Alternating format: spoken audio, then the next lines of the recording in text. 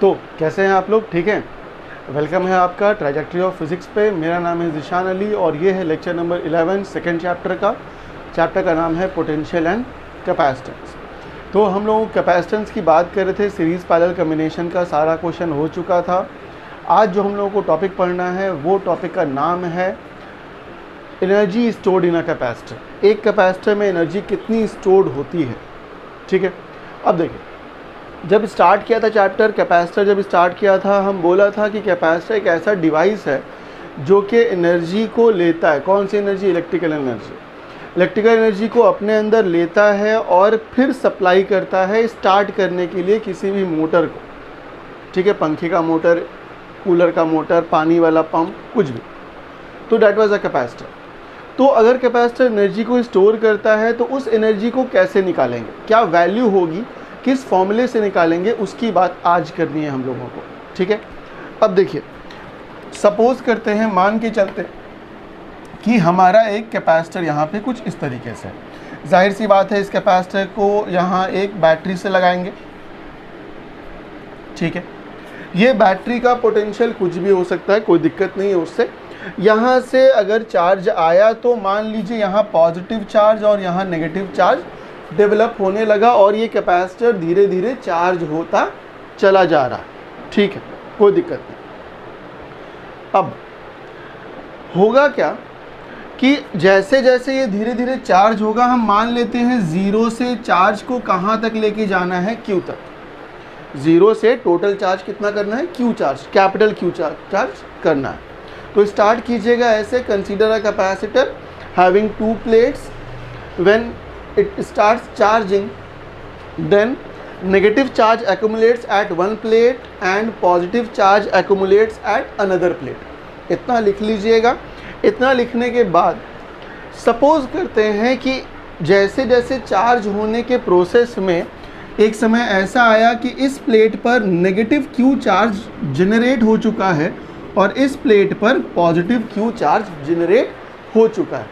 ठीक है, ज़ीरो से स्टार्ट किया था, यहाँ तक जाना है, बीच में कोई पॉइंट आया, प्लस क्यू यहाँ, माइनस क्यू यहाँ। ठीक है, कोई दिक्कत नहीं। अब चार्जिंग होते समय मान लीजिए कि यहाँ से एक चार्ज यहाँ तक जा रहा है डी क्यू। ठीक है, एक्चुअली क्या होता है, तो एक्चुअली ये होता है कि इलेक्ट्रॉन्स यहाँ से ऐसे आ रहे होते हैं, इलेक्ट्रॉन्स यहाँ जमा हो रहे होते हैं। ठीक है, और इन इलेक्ट्रॉन्स के जमा होने की वजह से यहाँ पोटेंशियल बढ़ रहा होता है। एक इलेक्ट्रॉन यहाँ जमा हुआ तो एक इलेक्ट्रॉन का पोटेंशियल यहाँ बढ़ गया, यहाँ दो हुआ तो दो यहाँ बढ़ गया। तो हम माना कि यहाँ माइनस क्यू तक चार्ज पहुँचे हैं तो यहाँ प्लस क्यू पहुँच गया, कोई दिक्कत नहीं। अब डी क्यू चार्ज यहाँ डेवलप हुआ है। ठीक है, तो हम मान के चलते हैं कि डी क्यू चार्ज यहाँ से यहाँ जा रहा है, तब ना यहाँ का पोटेंशियल बढ़ेगा। देखिए, पॉजिटिव चार्ज डी क्यू यहाँ से यहाँ जाएगा नहीं, लिटरली ऐसा होता नहीं। हम मान के चला कि डी क्यू चार्ज यहाँ से यहाँ जा रहा है। ठीक है, चलिए, तो जैसे ही D Q charge negative plate से पॉजिटिव प्लेट में जाएगा तो इसको जाने के लिए कुछ वर्क डन करना पड़ेगा। ठीक है, अब वर्क डन क्यों करना पड़ा, ध्यान दीजिएगा। ये पॉजिटिव प्लेट है ना और ये नेगेटिव प्लेट है, तो इलेक्ट्रिक फील्ड जो होगा वो इलेक्ट्रिक फील्ड इस डायरेक्शन में होगा। अब इलेक्ट्रिक फील्ड के अपोजिट आपको डी क्यू चार्ज को नेगेटिव प्लेट से पॉजिटिव लेके जाना है। इलेक्ट्रिक फील्ड के अपोजिट डायरेक्शन में डी क्यू चार्ज को यहाँ से यहाँ लेके जाना, तो आपको कुछ ना कुछ वर्क तो करना पड़ेगा, जिसको छोटा सा वर्क बोलिए, जिसको एलिमेंट्री वर्क बोल देते हैं। तो elementary work in order to take dq from negative plate to positive plate। ठीक है, ये कितना हो जाएगा, इसको dw बोल दीजिए। और वर्क डन बराबर क्या होता है, वर्क डन बराबर होता है चार्ज इनटू पोटेंशियल। सब कोई जानता है इस बात को। चार्ज कितना है, dq है, और पोटेंशियल। ठीक है, पोटेंशियल दोनों प्लेट के बीच में। ठीक है, कोई दिक्कत नहीं। पोटेंशियल बराबर क्या हो जाएगा, देखो ज़रा, हम जानते हैं कि Q बराबर होता है CV, तो V बराबर क्या हो जाएगा, Q बाई सी। और चार्ज है कितना, तो चार्ज स्मॉल क्यू है ना, तो small q by c, potential की जगह पे लिख दें स्मॉल क्यू बाई सी। ठीक है, ये क्या हुआ, छोटा सा वर्क डन। इस डी क्यू चार्ज को यहाँ से यहाँ लेके जाने के लिए जो वर्क डन लगा वो इतना लगा, q by c into d q. ठीक है, अब अगर हमको टोटल चार्ज चाहिए, टोटल चार्ज कितना है 0 से यहाँ तक, तो what will happen for total charge, तो फॉर टोटल वर्क डन, अगर टोटल वर्क डन की हम बात करें, वर्क डन कहाँ से कहाँ 0 से Q तक, तो इसको इंटीग्रेट करेंगे dW को कहाँ से कहाँ 0 से W, और इसको इंटीग्रेट करेंगे Q dQ बाई C, और इसको करेंगे 0 से Q तक, कैपिटल Q तक। ये तो मेरा पूरा वर्क डन हो गया W। ये क्या हो जाएगा 1/c बाहर, Q का इंटीग्रेशन हो जाएगा Q स्क्वायर बाई 2, कहाँ से कहाँ 0 से Q तक। लिमिट पुट कर दीजिए तो 1/c साइड में लिखा गया कैपिटल Q माइनस 0 का होल स्क्वायर, तो वर्क डन बराबर हो गया कितना, Q square by 2c। Work done बराबर कितना हो गया, Q स्क्वायर बाई 2c। अब देखो हम क्या जानते हैं, हम ये जानते हैं कि जितना वर्क डन करोगे उतना ही पोटेंशियल एनर्जी डेवलप होगा, ये हम जानते हैं। तो जितना वर्क डन किया उतना ही एनर्जी डेवलप किया, तो व्हाट इज एनर्जी, एनर्जी का फॉर्मूला भी यही हो गया। तो अगर एक कैपेसिटर को आप चार्ज करने के लिए स्टार्ट किया है तो चार्ज करते समय उसमें एनर्जी कितनी डेवलप होगी, Q स्क्वायर बाई 2c, जहाँ Q क्या है टोटल चार्ज जो उसमें आपने दिया, और C क्या है उसका कैपेसिटेंस है। अब देखो ज़रा इस फॉर्मूले के साथ क्या कर रहे हैं हम, वर्क डन बराबर कितना Q स्क्वायर बाई 2c। ठीक है, Q बराबर CV तो लिखा जा सकता है, तो CV स्क्वायर बाई 2c लिख सकते हैं हम। अब एक C कैंसिल हो जाएगा ना, कितना आएगा 1/2 CV स्क्वायर, 1/2 CV स्क्वायर। ये एक दूसरा फॉर्मूला आया एनर्जी का, चाहे ये वाला इस्तेमाल करना चाहे ये वाला इस्तेमाल करना, कोई दिक्कत नहीं है। एक और फॉर्मूला आ सकता है, देखो यहीं से आगे बढ़ेंगे। हम जानते हैं कि Q बराबर CV होता है, तो C बराबर क्या हो जाएगा Q बाई V, तो यहाँ से C बराबर Q बाई V लिखते हैं, C बराबर Q बाई V, Q हो गया और बाई V तो V ऊपर चला जाएगा, एक Q कैंसिल। एक और फॉर्मूला आया 1/2 Q इंटू V। ये 3 फॉर्मूला आपका होगा हम किसका, एनर्जी का। ठीक है, एक ये फॉर्मूला, एक ये फॉर्मूला, एक ये फॉर्मूला। ध्यान देने वाली बात ये है कि यहाँ चार्ज और कैपेसिटेंस है, यहाँ कैपेसिटेंस और वोल्टेज है, यहाँ चार्ज और वोल्टेज है। तो कहने का मतलब ये हुआ कि इन तीनों चीज़ों में से, Q बराबर CV है, इन तीनों में से कोई भी 2 चीज़ अगर आपको मालूम है, वो चाहे चार्ज और कैपेसिटेंस मालूम हो तो ये फॉर्मूला लगा लीजिएगा, आपको अगर Q और V मालूम है तो ये फॉर्मूला लगा लीजिएगा, और C और V मालूम है तो ये फॉर्मूला लगा लीजिएगा। तीनों ही फॉर्मूला एनर्जी का है और तीनों ही फॉर्मूला इस्तेमाल होता है। और हाँ, इससे न्यूमेरिकल्स भी आते हैं, तो अभी हम लोग न्यूमेरिकल्स करेंगे, इस पर कोई दिक्कत नहीं। बिहार बोर्ड भी पूछता है कभी कभी, और CBSE तो पूछता ही पूछता है, तो ये इम्पॉर्टेंट होगा ज़्यादा CBSE वालों के लिए। ठीक है, और बिहार बोर्ड इसकी थ्योरी पूछता है, बिहार बोर्ड वालों के लिए थ्योरी ज़्यादा इम्पॉर्टेंट है, तो जो भी हम कहा है उसको लिख लीजिएगा। चलिए आगे बढ़ते हैं, न्यूमेरिकल्स देखते हैं अब। चलिए, तो यहाँ पर नेक्स्ट क्वेश्चन यहाँ पर एक ये है, 2 identical capacitors of 12 picofarad each are connected in series across a battery of 50 volt. देखो प्रॉब्लम आसान सा है, जैसे यहाँ देखो, अगर मान लो कि 2 कैपेसिटर यहाँ पर है, एक कैपेसिटर यहाँ, एक कैपेसिटर यहाँ सीरीज़ में लगा हुआ है, और एक बैटरी यहाँ पर है 50 वोल्ट की। ये 50 वोल्ट की बैटरी, यहाँ 12 पिकोफराड, और ये वाला भी 12 पिकोफराड। ठीक है, कोई दिक्कत नहीं। तुमको एनर्जी निकालना है इस पूरे कॉम्बिनेशन का। ठीक है, तो एनर्जी का फॉर्मूला तुम क्या जान रहे हो, एनर्जी का फॉर्मूला तुम जान रहे हो हाफ CV स्क्वायर, एक जान रहे हो Q स्क्वायर बाई 2C, और एक और half into Q into V। यहाँ कौन सा लगेगा हम दिखा रहे हैं, ये 12 और ये 12। सबसे पहला काम तो ये है कि इसको सॉल्व कर लो। ठीक है, इसको सॉल्व जैसे ही करोगे तो 1/CS कितना हो जाता है, 1/CS हो जाता है 1/C1 प्लस 1/C2, मतलब 1/12 प्लस 1/12, ये हो जाएगा 2/12, मतलब 1/6। ये अगर पलटोगे तो CS बराबर हो गया 6 पिकोफराड, मतलब दोनों को हटा करके एक लगाना होगा, तो कितने का लगाओगे 6 पिकोफराड का, कोई दिक्कत नहीं। अब तुमको V मालूम है ना, तुमको वोल्टेज मालूम है कि कितना वोल्टेज दिया गया, तुमको निकालना है एनर्जी। तो अगर एनर्जी निकालोगे तो एनर्जी बराबर कितना हो जाएगा, एनर्जी बराबर अभी जस्ट पढ़े हो, कौन सा फॉर्मूला लगाओ, हाफ इंटू CV²। क्यों लगा रहे हो, चार्ज का तुमको पता है नहीं, तुमको कैपेसिटेंस पता है, तुमको वोल्टेज पता है, हाफ CV² ले लो, कोई दिक्कत नहीं। कितना हो जाएगा 1/2, C तुम निकाल चुके 6 और वोल्टेज कितना है 50, 50 इंटू 50, 6 से काटो इसको 3 बार में, 50 इंटू 50 कितना हो गया, 5 × 5 = 25 और 25 × 75, ये हो गया 75 पे 00, है ना। इतना एनर्जी है तो जूल में, दैट इज योर आंसर। ये किस केस में हुआ, अगर ये सीरीज में होगा तब। क्वेश्चन क्या कह रहा है कि पहले सीरीज में लगा हुआ है, अब कहा है कि how much electrostatic energy is stored in the capacitance if these were connected in parallel. अगर सेम इन्हीं दोनों को पैरेलल में लगा दोगे तो क्या होगा, तो पैरेलल में कुछ नहीं करना है, देखो क्या करना है।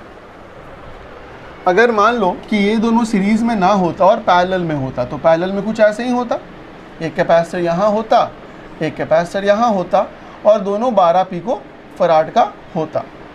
अगर कैपेसिटर इस तरीके से होता तो आपका इक्विवेलेंट कैपेसिटेंस कितना निकलता, Cp बराबर हो जाता C1 + C2, मतलब 12 + 12 मतलब 24, कितना हो जाता 24 हो जाता। तो अगर अब एनर्जी तुम निकालोगे तो अब एनर्जी कितनी हो जाएगी, अब एनर्जी जो हमारी हो जाएगी, फिर से हाफ इंटू CV² कर दो, तो C है तुम्हारा 24 और वोल्टेज 50 इंटू 50, इस बार अगर काटोगे तो यहाँ आएगा 12, 50 इंटू 50 हो गया 25, 25 इंटू 12 कितना होता है, 25 का पारा याद है, किसी को याद नहीं होगा, 25 इंटू 10 होता है 250, इंटू 50 हो जाएगा प्लस 300 हो जाएगा, ये 300, 300 पे 2 0, इतना जूल। तो देखो ज़रा, अगर सेम दोनों कैपेसिटर को सीरीज़ में लगाए तो एनर्जी कितनी स्टोर होगी 7500, और दोनों कैपेसिटर्स को अगर आप पैरेलल में लगाते हैं तो आपकी एनर्जी कितनी हो गई, करीबन 30,000 जूल एनर्जी बढ़ गई आपकी। अगर एक और चीज़ निकाला जाए इसी क्वेश्चन में, अगर मान लीजिए आपको चार्ज निकालने के लिए बोल देता, ठीक है, कि चार्ज कितना फ्लो हो रहा है, कुछ नहीं, कोई दिक्कत नहीं, एनर्जी यहाँ तक हो गई। अगर चार्ज की हम बात करें सीरीज़ वाले में तो Q बराबर CV होता है, इधर कर देते हैं, क्या दिक्कत है, इसी में अगर सीरीज़ वाले में ही तो Q बराबर कितना होता है CV होता है, राइट। तो C कितना है तुम्हारा, सीरीज़ वाले केस में जो C आया है वो 6 है, तो 6 इंटू 5 हो जाएगा 50, 6 35 300, क्या हो गया 300 पिको कूलम ना। और अगर यही तुमको सीरीज़ में ना निकाल के पैरेलल में पूछे तो फिर से C इंटू V, पहले CS इस बार CP, कितना है CP 24, तो 24 इंटू 50 कितना हो गया, 24 का पारा 50 बार, 5 बार पढ़ो, 5 चौके 20, हाथ में रहा 2, 5 दूने 10, 2 12, 1200 पिको कूलम। तो ये आपका चार्ज आया इन केस ऑफ पैरेलल और ये वाला चार्ज आया इन केस ऑफ सीरीज, ठीक, कोई दिक्कत नहीं। ये वाला क्वेश्चन इंपॉर्टेंट इसलिए था, बताया इसलिए क्योंकि CBSE वालों ने पूछा है 2017 में, ठीक है, 2017 का क्वेश्चन था ये, तो कोई कितना आसान सा तो क्वेश्चन है, कोई बात नहीं, आगे बढ़ते हैं नेक्स्ट क्वेश्चन की तरफ। चलिए तो आगे बढ़ते हैं नेक्स्ट क्वेश्चन की तरफ। नेक्स्ट क्वेश्चन देखिए, if a 12 picofarad capacitor is connected across a 50 volt battery, how much energy is stored in the capacitor. एकदम सिंपल सा क्वेश्चन है, 12 पिकोफराड का कैपेसिटर है, बैटरी है 50 वोल्ट की, कोई दिक्कत नहीं, सिंपल एनर्जी निकालना है। तो अगर एनर्जी की हम बात करें तो देखिए एनर्जी कैसे निकलेगा, एनर्जी का फॉर्मूला कौन सा इस्तेमाल करें, देखो यहाँ पर कैपेसिटर दिया हुआ है और वोल्टेज दिया हुआ है, तो फिर से वही सेम फॉर्मूला इस्तेमाल कर लेते हैं, हाफ CV² वाला, ये हो जाएगा 1/2, C की जगह पर 12 पिकोफराड और वोल्टेज है 50, तो 50 इंटू 50 ये हो गया 6, कितना हो गया 25, 25 इंटू 6, 25 इंटू 6 हो जाएगा 150, तो 150 पे 2 0, इतना पिको जूल, ठीक है, ये आपकी एनर्जी हो गई। अब if another capacitor of 6 picofarad is connected in series, अगर एक और कैपेसिटर लेके आ गए 6 पिकोफराड का, उसको सीरीज में डाला है, तो 1/CS कितना निकलेगा, 1/CS निकलेगा 1/C1 + 1/C2, C1 है 12, C2 है 6, एलसीएम हुआ 12, यहाँ 1 प्लस यहाँ 2 हो गया 3/12, मतलब 1/4। तो CS की वैल्यू आ गई 4 पिको फराड, है ना। दो अगर कैपेसिटर हो गया, पहले एक ही कैपेसिटर था, एनर्जी आ गई। अगर अब दूसरा कैपेसिटर 6 पिको फराड का हम लेके कहीं से आ गए, तो उसको अगर कॉम्बिनेशन निकालिएगा तो CS इतना आया, ठीक है। अब जब CS इतना आ गया, अब एनर्जी कितनी होगी, तो नई वाली जो एनर्जी होगी आपकी, नई एनर्जी, फिर से बैटरी सेम है, बैटरी में कोई दिक्कत नहीं, तो 1/2 × 4 × 50 × 50, फिर से 2 से गया 4 बार में, 5 × 25, 25 दूने 50, 50 पे 1 2 5000 पिको जूल एनर्जी घट गई ना सीरीज में आने से। पहले जब सिंगल कैपेसिटर था तो एनर्जी 15000, और जब एक कैपेसिटर आप सीरीज में लेके आ गए 6 का, तो एनर्जी कितनी हो गई 5000 pico joule. Find the charge stored in the potential difference across each capacitor, ठीक है। चार्ज कितना होगा, और ये 12, ये 6 और बैटरी है 50, ये 12 और ये 6, ठीक है। यहाँ से जो चार्ज जाएगा, यहाँ से चार्ज तो दोनों में सेम जाएगा, सीरीज में है ना, चार्ज दोनों सेम जाएगा। Q बराबर क्या हो जाएगा, CV, Q बराबर हो जाएगा CV। C कितना है, C है मेरा 4 दोनों मिला करके, और वोल्टेज है 50, तो 5 चौके 20, है ना, 200 पिको कूलम आ गया चार्ज। दोनों में चार्ज सेम होगा। अब दोनों के पोटेंशियल की बात करें तो पोटेंशियल के लिए वही Q बराबर CV वाला फॉर्मूला, यही सेम फॉर्मूला इस्तेमाल होगा। पहले 12 के लिए बात करते हैं, तो फॉर 12 पिको फराड के लिए अगर हम बात करें, Q बराबर CV लगा दें, तो Q बराबर CV किसके लिए, 12 के लिए बात कर रहे हैं। Q तो सेम होगा 200, C कितना हो जाएगा 12, वोल्ट कितना निकलेगा Q/C, Q कितना 200 और C कितना है 12, 200/12। चाहे तो इसको तोड़ लीजिए, कितना हो जाएगा 100/6, या और टूटेगा 50/4,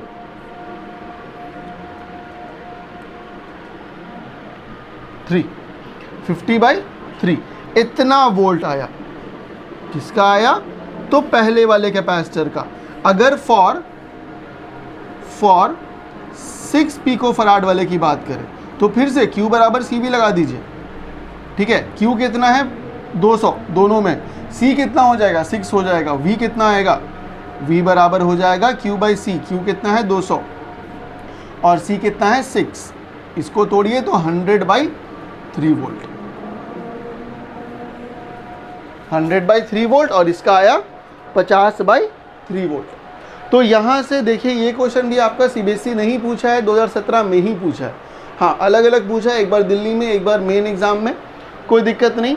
आसान सा क्वेश्चन था, आसान तरीके से बनता है। फॉर्मूला बस एक याद रखना है, 1/2 CV² या Q²/2C, उसी से बन जाएगा, कोई दिक्कत नहीं है। उम्मीद है कि समझ में आ रहा है। आगे बढ़ते हैं नेक्स्ट क्वेश्चन की तरफ। चलिए, तो नेक्स्ट क्वेश्चन की तरफ बढ़ते हैं। देखिए, ये वाला क्वेश्चन भी आसान सा है, CBSE नहीं पूछा है। Find the ratio of potential difference that must be applied across the parallel and series combination of 2 capacitor C1 and C2। C1 और C2 नाम का 2 कैपेसिटर है, एक बार उसको पैरेलल में लगाया गया है, एक बार उसको सीरीज में लगाया गया है, ठीक है।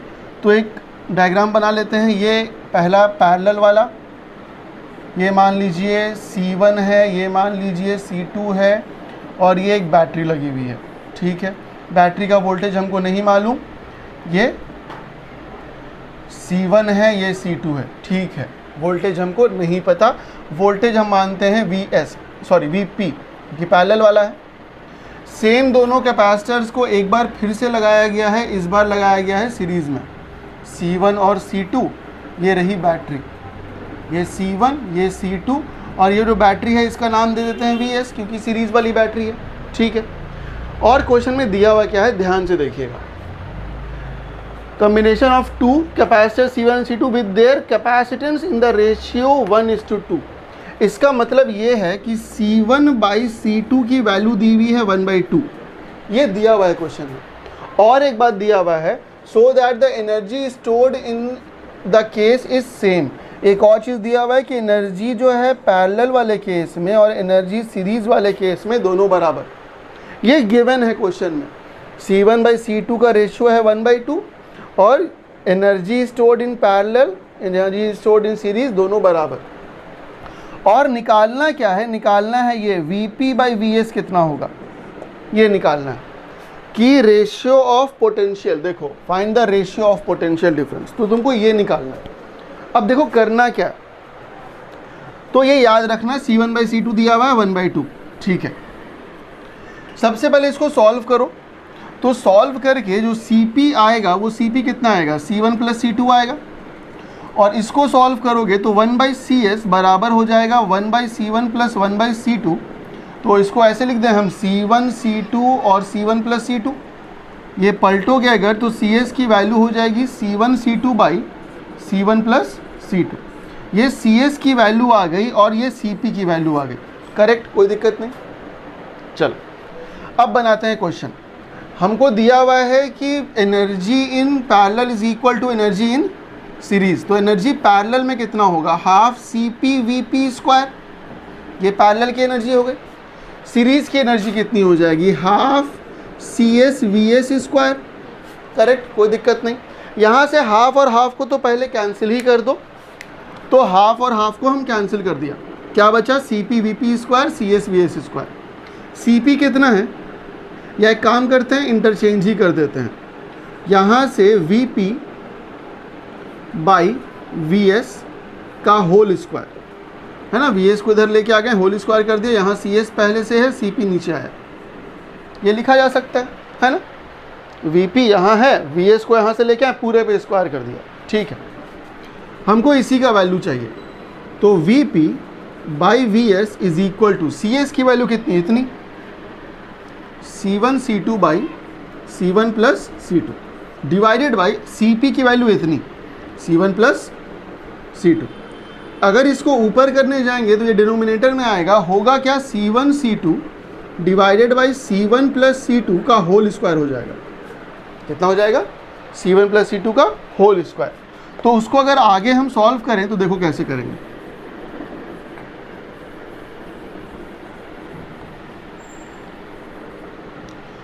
Vp/Vs का होल स्क्वायर कितना हो जाएगा, तो Vp/Vs का होल स्क्वायर हो जाएगा इतना, ठीक है।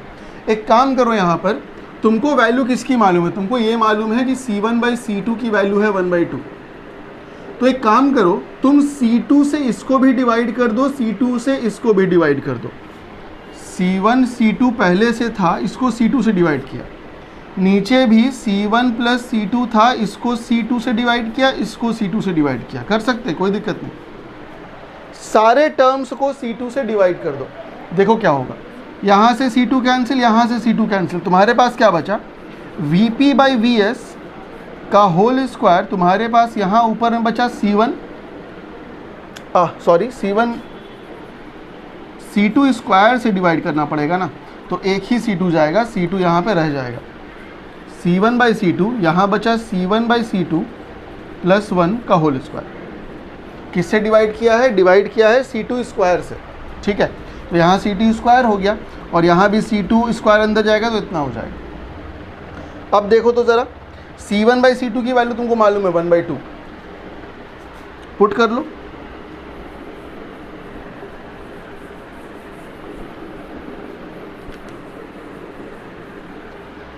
जैसे 1/2 पुट करोगे तो Vp/Vs की वैल्यू कितनी हो जाएगी, Vp/Vs की वैल्यू हो जाएगी 1/2 + 1 का होल स्क्वायर, ठीक है। कितना आया, ये आया 1/2, ये कितना हो जाएगा, ये 3/2 हो जाएगा ना, 3/2 का होल स्क्वायर मतलब 9/4, ठीक है।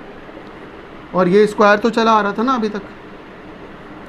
Vp/Vs का होल स्क्वायर यहाँ कितना आया, ये कटेगा 2 बार में, 2 ऊपर आएगा, 2/9, स्क्वायर रूट चढ़ाओ तो Vp/Vs इज इक्वल टू √2/3, मतलब √2:3। ये रेशियो आएगी Vp और Vs की।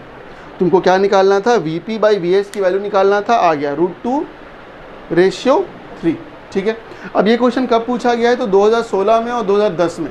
देखो सीबीएसई कितना फ्रीक्वेंटली पूछता है इस टॉपिक से क्वेश्चन। 17 में भी पूछा है, 10 में पूछा है, 16 में पूछा है, 20 में बहुत सारा क्वेश्चन होगा। किसी भी बुक को देख सकते हो, चाहे जो भी बुक बनाओ, क्वेश्चंस मिल जाएंगे आराम से, कोई दिक्कत नहीं, आसान क्वेश्चंस होते हैं। तो इससे आगे नेक्स्ट टॉपिक स्टार्ट करते हैं इसी वीडियो में। तो देखिए क्या पढ़ना है आपको। चलिए, तो नेक्स्ट टॉपिक जो आपको पढ़ना है वो है energy density of an electric field. Energy density का मतलब क्या होता है? यहाँ पे एनर्जी डेंसिटी का मतलब होता है एनर्जी डिवाइडेड बाय वॉल्यूम। ध्यान से याद रखिएगा, एनर्जी डिवाइडेड बाय वॉल्यूम। अब सबसे बड़ी बात यहाँ पर ये आती है कि कैपेसिटर में वॉल्यूम कहाँ से आ गया। एक कैपेसिटर यहाँ है, एक प्लेट यहाँ होता है, एक प्लेट यहाँ होता है, ऐसे इसमें वॉल्यूम है कहाँ? तो याद ये रखना है आपको, दोनों प्लेट के बीच में ये जो है ना, ये इस वॉल्यूम की बात हो रही है। तो इस वॉल्यूम का मतलब क्या हो जाएगा? देखो ज़रा, वॉल्यूम का मतलब क्या होता है? वॉल्यूम का मतलब हमेशा होता है area into distance. Area into distance. तो एरिया कितना है प्लेट का? Capital A. और डिस्टेंस कितना है? बीच में गैप डी होता है ना, तो ए इंटू डी। ये रहेगा वॉल्यूम बीच का। अब देखो बीच में वॉल्यूम हम निकाल क्यों रहे हैं? आखिर एनर्जी डेंसिटी है क्या? तो जैसे ही कैपेसिटर को हम चार्ज करने में स्टार्ट करते हैं, यहाँ पॉजिटिव यहाँ नेगेटिव डेवलप हुआ, तो यहाँ पे एक इलेक्ट्रिक फील्ड आ जाएगा, राइट, है ना। इस वॉल्यूम के अंदर इलेक्ट्रिक फील्ड है, तो इस इलेक्ट्रिक फील्ड का असर क्या पड़ेगा इस वॉल्यूम के अंदर, उस चीज़ को डिफाइन करते हैं एनर्जी डेंसिटी से। तो अगर इसका डेफिनेशन लिखना होगा तो डेफिनेशन आराम से आप लिख सकते हैं। एनर्जी डेंसिटी का डेफिनेशन हो जाएगा the energy stored inside a capacitor divided by the volume of air trapped inside the plate of capacitor. फिर से सुन लो क्या लिखना है। लिखना ये है the energy stored in a capacitor divided by the volume of air trapped inside the plates of the capacitor या between the plates of the capacitor. ये डेफिनेशन हो जाएगा एनर्जी डेंसिटी का। ठीक है, अब देखो इसको निकालते कैसे। तो निकालना भी आसान है, कोई बहुत बड़ी बात नहीं है। तुम क्या क्या जानते हो पहले देखो। तुम जानते हो कि कैपेसिटर बराबर होता है A epsilon not by D, ये जानते हो ना, ये पहले जानते हो। ठीक है, इसको इक्वेशन नंबर 1 ले लिया। अब अगर कैपेसिटर का प्लेट है, अगर कैपेसिटर का प्लेट है तो इस प्लेट और इस प्लेट के बीच में इलेक्ट्रिक फील्ड आएगा। ठीक है, अब इलेक्ट्रिक फील्ड यहाँ जो डिफाइन करोगे तो देखो ज़रा, अगर मान लो कि तुम इसमें चार्ज डेंसिटी निकालते हो तो चार्ज डेंसिटी कैसे निकलेगा? सिग्मा बराबर होता है चार्ज बाई एरिया। याद है ना सिग्मा, फर्स्ट चैप्टर में, चार्ज बाई एरिया। तो यहाँ से Q बराबर हो जाएगा area into sigma, area into sigma, कोई दिक्कत नहीं। ठीक है, अब सिग्मा की वैल्यू कैसे निकालोगे? ध्यान से देखो, फर्स्ट चैप्टर में ही बताया था, दो प्लेट होगा तो प्लेट के बीच में जो एनर्जी डेंसिटी होती है वो कुछ इस तरीके से इलेक्ट्रिक फील्ड बराबर होता है सिग्मा बाई एप्सिलॉन नॉट। याद है? सब फर्स्ट चैप्टर की चीज़ें है ना। फर्स्ट चैप्टर में याद करो, इलेक्ट्रिक फील्ड जो बीच में होता है वो सिग्मा बाई एप्सिलॉन नॉट होता है। तो सिग्मा की वैल्यू कितनी हो गई? सिग्मा की वैल्यू हो गई epsilon not into electric field. अब इस चीज़ को लाके यहाँ पुट कर दो। ठीक है, Q बराबर कितना हो जाएगा? Area into epsilon not into electric field. ये चार्ज आ जाएगा इसके बीच में। हम कुछ नहीं किया है, हम बस इलेक्ट्रिक फील्ड जो यहाँ अंदर में जनरेट हुआ है उस इलेक्ट्रिक फील्ड को कन्वर्ट कर दिया है चार्ज के फॉर्म में, कुछ इस तरीके से। इसको मान लो इक्वेशन नंबर 2। ठीक है, अब ध्यान से देखो, जो तुम्हारा एनर्जी डेवलप हुआ है वो कितना हुआ? एनर्जी का फॉर्मूला होता है Q²/2C। Q तुम कितना निकाले हो? Q निकाले हो A into epsilon not into E का होल स्क्वायर डिवाइडेड बाई 2। और C कितना है तुम्हारा? A epsilon not by D. कितना है? A epsilon not by D. चलो ठीक है, इसको देखोगे तो A स्क्वायर एप्सिलॉन नॉट का स्क्वायर इंटू ई का square divided by 2 A epsilon not, और ये D ऊपर चला जाएगा, D ऊपर गया, एक एप्सिलॉन नॉट कट गया, यहाँ से क्या बचा? हाफ। अच्छा A भी कट गया, क्या बचा? Half epsilon not into E square, और ए और डी को साथ में लिख दो, ए इंटू डी, ए और डी को साथ में लिख दो। ये क्या आ रहा है, एनर्जी आ रहा है ना, ये एनर्जी आया। अब ए इंटू डी को ज़रा नीचे करो, तो ये हो गया energy divided by A into D, कितना आया, half epsilon not E square. ज़रा इस टर्म को ध्यान से देखो तो क्या ये एनर्जी बाई वॉल्यूम नहीं है? अभी जस्ट हम बताया था ना, plate area into D volume होता है, तो क्या ये एनर्जी बाई वॉल्यूम नहीं है? बिल्कुल है। और एनर्जी बाई वॉल्यूम को क्या कहते हैं हम, ये कहते हैं ना एनर्जी डेंसिटी। तो एनर्जी डेंसिटी का फॉर्मूला क्या आया, एनर्जी डेंसिटी का फॉर्मूला हमेशा याद रखना है, half into epsilon not into E square. अब ये कहाँ आता है, ये खास करके बिहार बोर्ड के एमसीक्यू में बहुत आता है। What is the formula for energy density, 4 option दे देगा, ये वाला सही रहेगा। या मान लीजिए कि आपको इलेक्ट्रिक फील्ड का वैल्यू दे देगा और बोलेगा कि बताइए कि चारों में से कौन सही है, तो आप ये फॉर्मूला इस्तेमाल कीजिएगा, 4 में से एक टिक कर दीजिएगा, आता है। और अब तो सीबीएसई भी पूछने लगा है एमसीक्यू, तो सीबीएसई भी एमसीक्यू आराम से पूछ सकता है। इंपॉर्टेंट चीज़ है, छोटी सी चीज़ है, लेकिन बहुत ही इंपॉर्टेंट चीज़ है दोनों बोर्ड के एग्ज़ाम के पर्पज़ से। अब नेक्स्ट वीडियो में हम लोग पढ़ेंगे व्हाट इज़ पोलराइजेशन। हम लोग अभी तक कैपेसिटर देखा है, कैपेसिटर के अंदर डाइलेक्ट्रिक डाल के नहीं देखा कि कैसे डालते हैं उसको।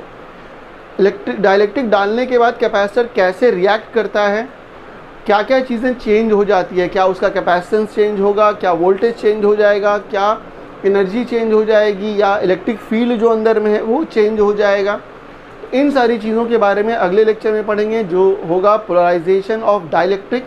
बहुत ही इंपॉर्टेंट है, ख़ास करके सीबीएसई वाले, अगेन बहुत इंपॉर्टेंट होगा आप लोगों के लिए। ऐसा नहीं कि बिहार बोर्ड के लिए इंपॉर्टेंट नहीं है, लेकिन सीबीएसई वाले के लिए थोड़ा ज़्यादा इंपॉर्टेंट होगा। ठीक है, तो नेक्स्ट लेक्चर तक मिलते हैं।